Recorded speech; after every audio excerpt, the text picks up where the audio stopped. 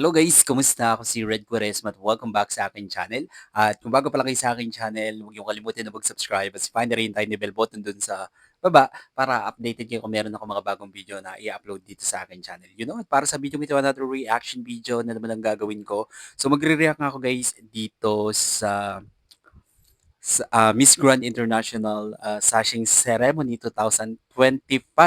So magre-react tayo kay Miss Grand Philippines Emma Mary Tiglao. And sobrang excited ako guys na mapanood to, kaya i-play na natin to. Without further ado, let's do begin in 1, 2, 3, go. Tara, play na natin. Ito na. Wow. Wow, may pag ganun ah. Emma Mary Tiglao, Miss Grand Philippines! Puro pasabay yung outfit ni Emma, no?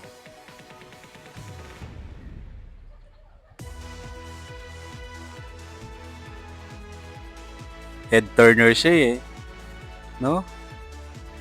And isa siya sa pinakamaraming fans na Thai people. Galing.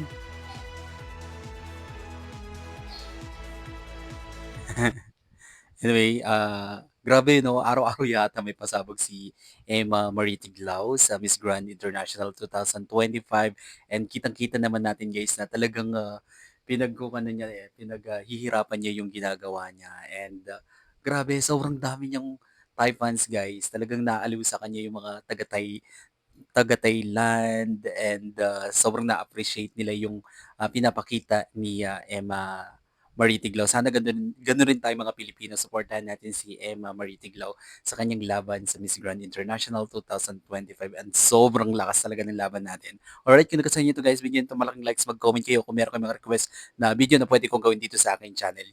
Bye po.